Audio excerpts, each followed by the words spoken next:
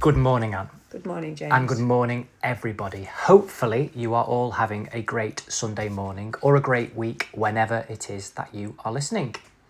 Great. So here we are again, Anne. Once more.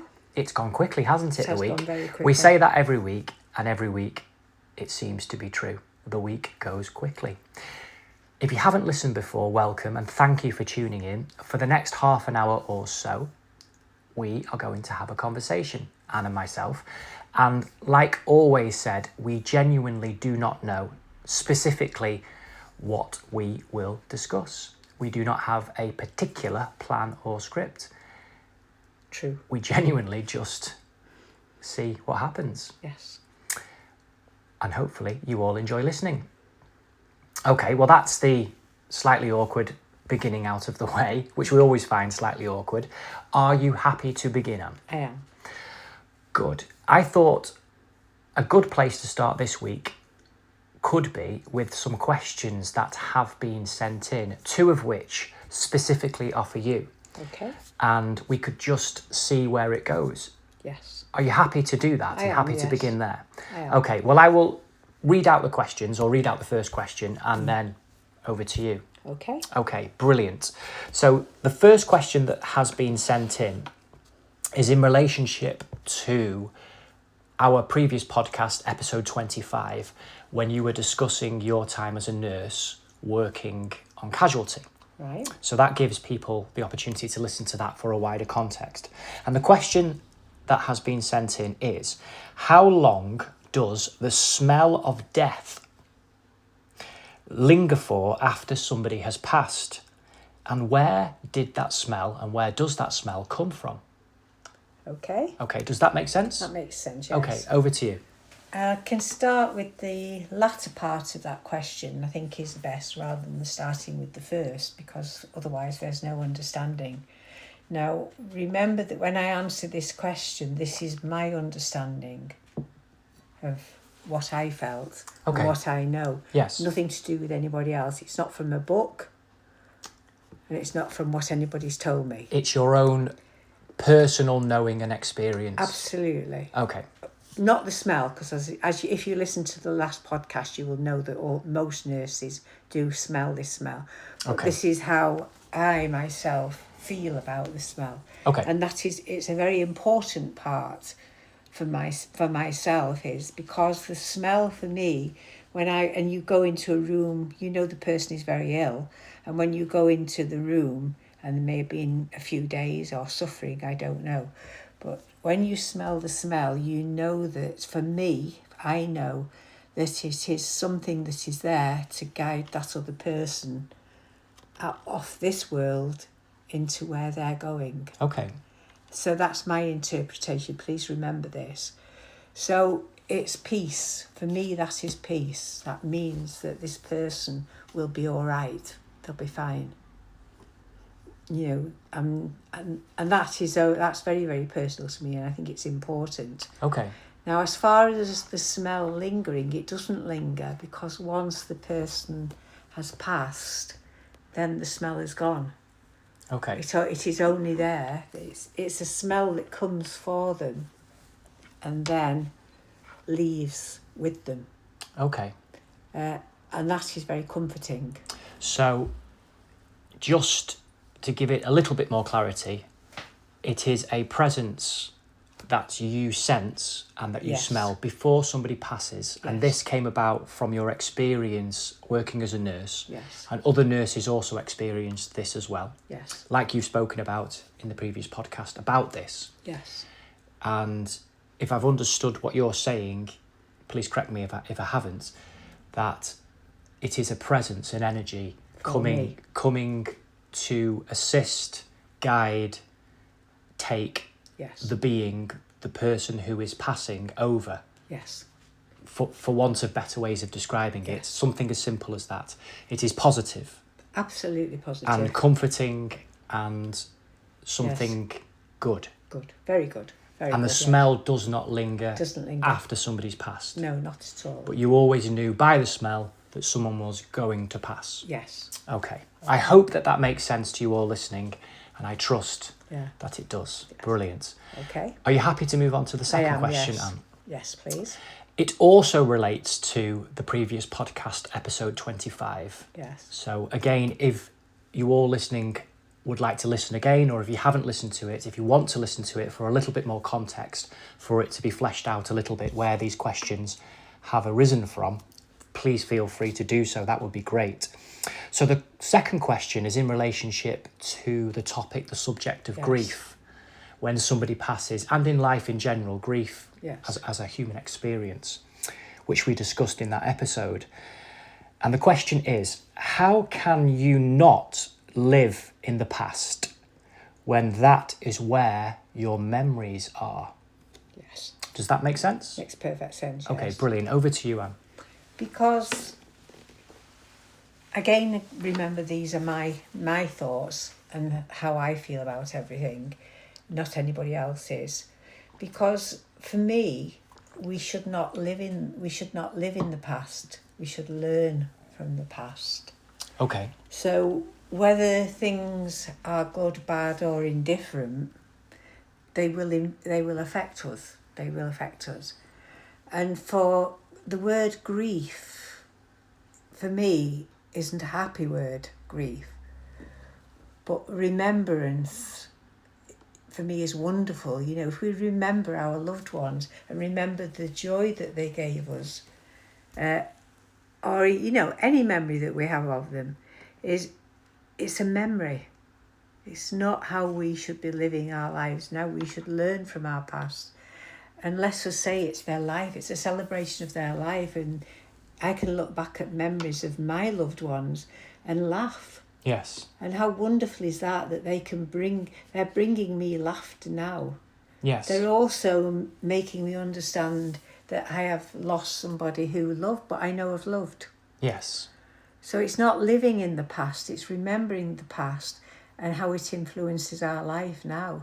So even some things that have happened in our past, which may not have been very good, have taught us many, many lessons. So it's learning for me. Yes. Not living in it, learning Yes. from grief, learning from our loved ones. But, you know, they wouldn't want us to be living in the past. They'd want us to be living now and seeing what life we have. Yes. But that again is personal to me, and everybody doesn't always feel like that. No. But that's what I'm trying to explain. I understand, and you've Yeah. explained it well. It is a sensitive subject topic, Very. and it's very personal, and you are being, and hopefully we are being, as respectful as possible. Yes. And recognising that everybody has their own experience, and the benefit of looking to the future and living with hope and drawing strength and comfort from our memories It's very important. is very important. And I sense that's what you are talking about. Yes. Yes, it is what I'm talking about. Yes. The rich soil of yesterday provides the fertile ground for new growth for tomorrow. So we cannot have the new without the old. No. And our memories can be alive in us today. So although we feel like life has passed, we can bring new life to it with new experience. Yes, definitely. Okay, brilliant. The third question, Anne, if you're happy to move on, I am, yes. is more in relationship to a topic, a theme that we were discussing about education. Now, this was a few podcasts ago, I think 3 or 4 podcasts ago, and we were discussing what's happening in schools now. But we were mostly talking about your experience of your education and your schools. And the question, comments that were shared, and thank you for doing so, was recognising that the national curriculum prescribes a uniformed experience for children in school. And this is for the majority of children. And from the person who sent in the question, they feel that it is to do with a way of monitoring and regulating and assessing teachers and schools.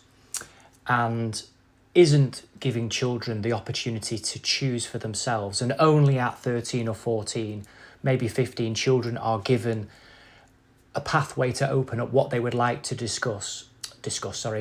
what they would like to learn and subjects they would like to learn. But even these are limited in choice. So when year 9, about 13, 14, choose their options, for most school children in the United Kingdom, certainly England, they choose their options for GCSE in year 9, and they can only choose certain options in relationship to other options. So even that's limiting.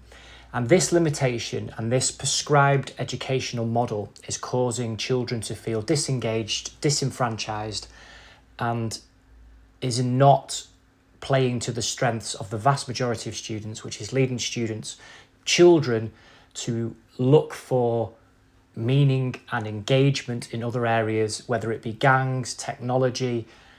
And this is causing all manner of disruption in schools, out of schools, families, but the whole of society in truth. So it was a really expansive comment, yes. Deeply important, and I hope I've summarised it well and fairly. I genuinely hope so, and it's a point of discussion, really. Yes. But the comment absolutely agreed with you, Anne, that there is no personality in what education is prescribing to children. If anything, it's devoid of personality, and it's prescribed. Yes. And you were talking about education lacking personality. Yes. Does that make sense? I hope all of that makes sense to you listening. It was rather a convoluted, long introduction to the subject. It makes sense to me. Okay, over to you, Anne. It makes complete sense to me. But as you're talking then, and obviously listening to the question of the person concerned, is that one thing that stood out for me, which I'd like to discuss with you, is you talked about the control of the curriculum. You know, it's a set curriculum. Yes, the national curriculum. My feeling is it the control? Because children are being... I'm trying to sort my own thoughts out in my own head here as I'm speaking. It makes me think that it may be that we are trying to control children so much that they are rebelling against the control, because they don't seem to have the free will in anything these days in education. Yes. They're not free. They don't seem to have the free will to express themselves. They may in some subjects, but in those subjects are still taught to a curriculum. Yes. So what I'm asking you is, do you think that can have an effect on children, on the mind, if somebody's trying to control you all the time? Absolutely. Does that make you rebel? Yes, is the short answer. And I'm sure you all listening this morning would arrive at that answer yourself as a binary answer, yes or no. We all recognise that when our will is impinged upon, we feel an inclination to push back against that, particularly if it feels unjust, in that it's not something that we choose or would wish for, or certainly without explanation and understanding. So yes, it is causing an unnecessary rebellion within schools. There is a natural rebellion, I feel, and I'm sure you all would recognise, and you've all experienced, both as individuals and many of you listening as parents and grandparents yourselves, that teenagers are going to rebel against anything. You say up, they say down. You say, I think we should choose this one. They say, I don't want that one, I want that one. So you say, okay, well, let's explore that one then. Well, no, I want that one now. There is a natural defining period as an individual where a level of an obstinance and being obtuse and being rebellious is a part of finding one's own path and identity and exploring individual feelings and experiences. And it's important, fundamentally important. But in terms of schooling and education, it's having a detrimental effect. For want of better words, and just speaking in plain truth, hopefully, it's boring. It must be. School is boring. The vast majority of lessons are formulaic, and it isn't always the fault of any teacher. They are doing the best they can, teaching a subject that they have to teach towards an examination that has to be put forward towards a certain grading system, and certain prescribed answers or certain ways of answering questions in a prescribed way is necessary.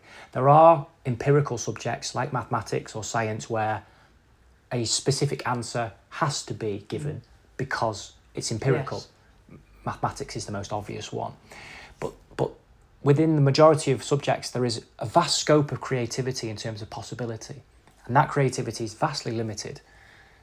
And most children are made to feel stupid, not because they are stupid, but because they aren't necessarily that way inclined. It doesn't inspire them. And if their imagination is captured and unlocked, the intelligence, that latent intelligence that's in children, it's a force to be reckoned with. And when it's unleashed, children, there is no limit to what is possible. I know that is completely idealistic and is not true for every child in every single way. Of course, children have different abilities, individuals have different abilities, and intelligence manifests itself differently in every one of us.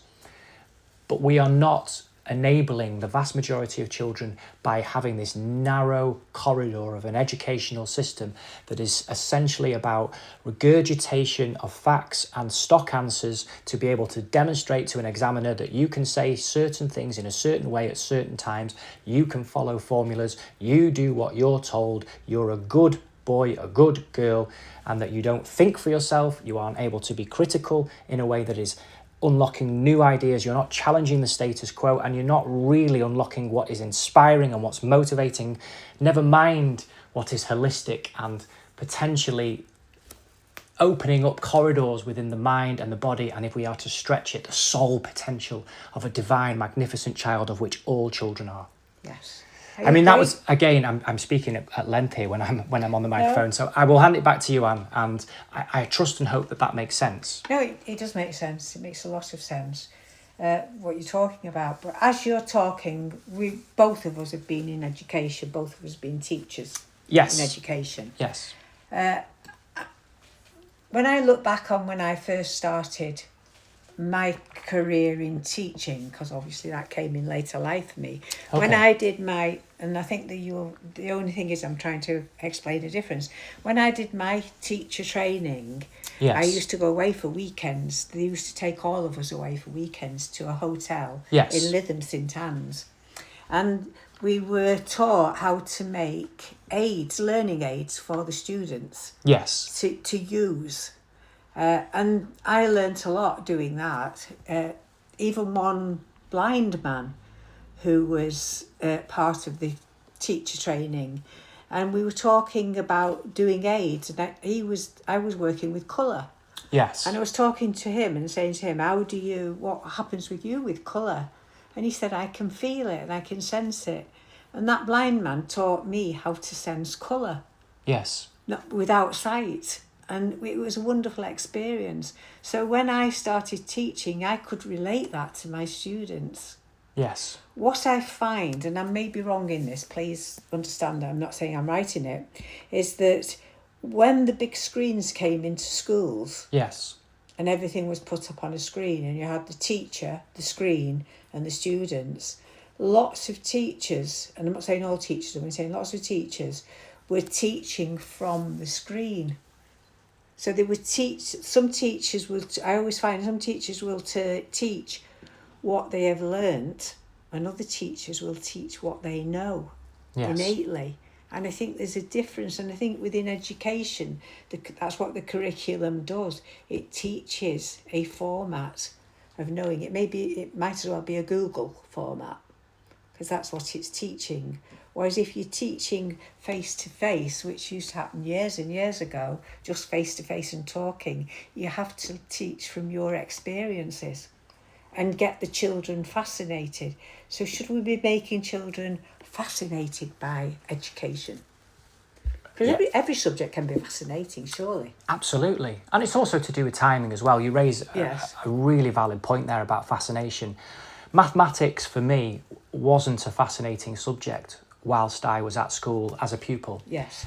I did relatively well with mathematics. I'm not a particularly strong mathematician. I didn't particularly enjoy mathematics. It really wasn't for me, and I didn't choose it moving forwards. However, the skills that I learned, the basic skills, are very useful in life, like it is for everybody.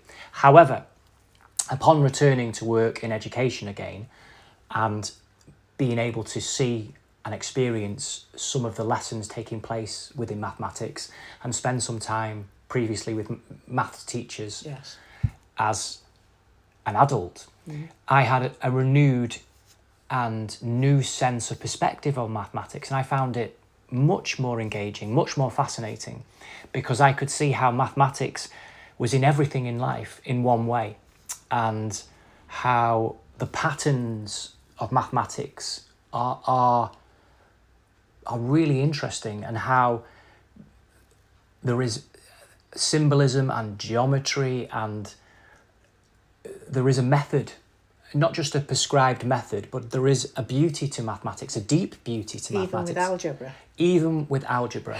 There you go. I am not a strong mathematician, and I am not professing to be one. But I had a new appreciation, and the 9, 10, 11, 12, 13-year-old didn't have that appreciation, as I'm sure it is with lots of children. And that could be true for English, reading, science, history, geography, art, drama, dance, any subject, PE. Was it the teacher, though, that timing made it timing is difference? important. Timing. Yes, I do think the teacher makes a huge difference. And I feel that the comment question that has been sent in is alluding to this as well, and it's such a good point, and thank you for sending it in. If children are able to explore, or given a larger say of what they would like to explore and when they would like to explore it, natural curiosity and an enthusiasm to learn can be unlocked. If somebody was to say, I may be stretching this slightly, but if somebody was to say, would you like to learn some mathematics? If I had the time now, I'm more inclined to say yes. I'm not saying I would, but I'm more inclined to say yes, and I would have more of an appreciation of it. How long that appreciation lasts, I don't know, particularly if we set homework. Nobody likes homework. No. But the point is that the time of when it's introduced and to what extent does make a difference. And people are naturally drawn to different subjects, different knowledge bases, different avenues at different times in their lives. So does that mean that when you say that, that brings up another idea, doesn't it? Does that mean that children shouldn't have to take every subject, because there may be subjects that they're never going to be good in because they've got no interest at all? So should they be able to drop those subjects? I'm not talking about your basic English and maths, because we are an arithmetic. We always have to be able to have that basic. But are there subjects that children shouldn't have to even take if they're never going to go down that line? Potentially. There are different ways, and lots of people have different ideas on this. I feel a complete revolution of education is necessary. Yes. And I do feel a complete revolution of education would be a societal revolution. It would lead to a whole new way of thinking moving forwards. And I'm looking at this and placing this positively as an opportunity, as unlocking potential and opening up doorways and a change for the good. When I say revolution, I mean a positive, impactful, meaningful, conscious change for the greatest good, of the benefit of the greatest amount, essentially, and hopefully, potentially, everybody. That we could look at a values-based curriculum, if we are going to have a curriculum, or at least an ethos, a philosophy, a pedagogy of teaching that is essential and essentially looking at values. And we've discussed this at length in a number of our podcasts, and potentially as a meta theme, as a theme that, and a thread that runs through many, maybe all of our discussions about an internal subjective reality of morality and goodness and conscience in everybody, and that if we centre the teaching and learning of students around this and explore history, mathematics, English, literature, science, PE, of course factually and of course evidentially, but always underpinned and guided by this morality, these values, if I get my English and grammar the right way round, these values. I feel we are deepening education, and I think that's what we are all pining for fervently and often frustratingly and desperately, is that it's not enough.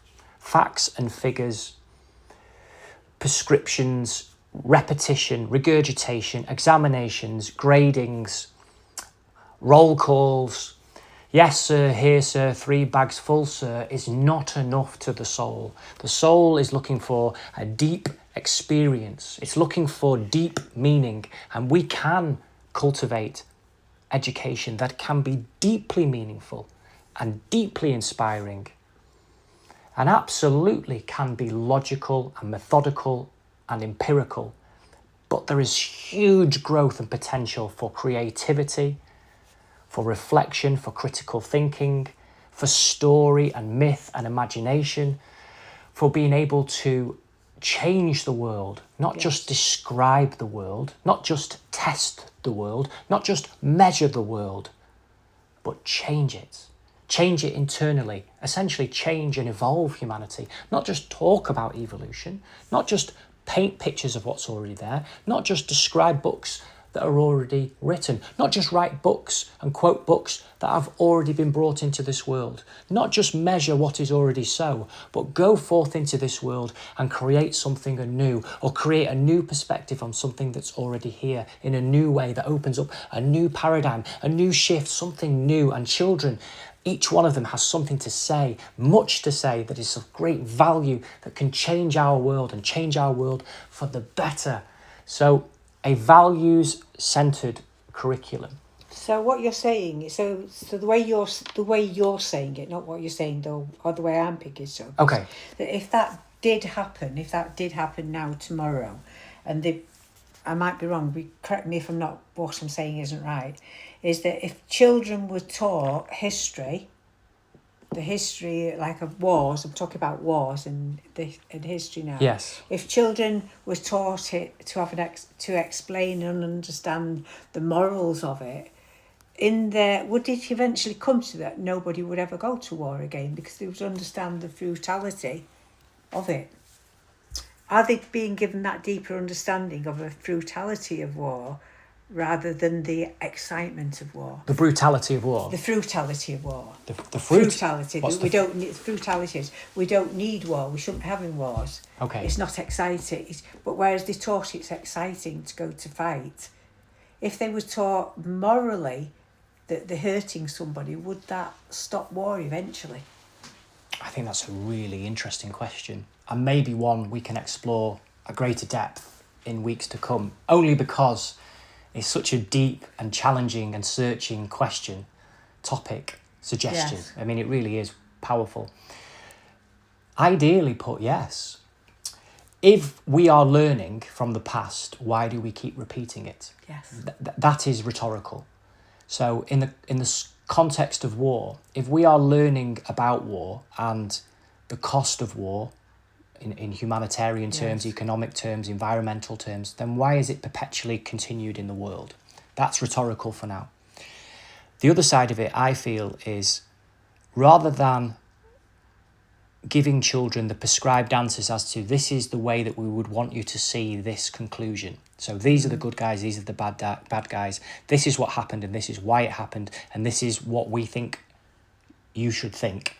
And these are good ways of expressing it. These are articulate, exam-ready answers. It could be children draw different conclusions. Yes. And those conclusions may challenge our status quo. They may confirm our conclusions. So who we think is responsible for previous conflicts, upon new evidence and upon evidence given freely and assessed critically, the conclusions might be that the balance of responsibility may lay in another area. And that's fascinating and interesting. And like I said, Anne, I feel we should explore this again in a podcast to come so we can really flesh it out and expand on it. Okay. Wow. That's gone so quickly this morning. I think we're going to have to leave it there. Okay.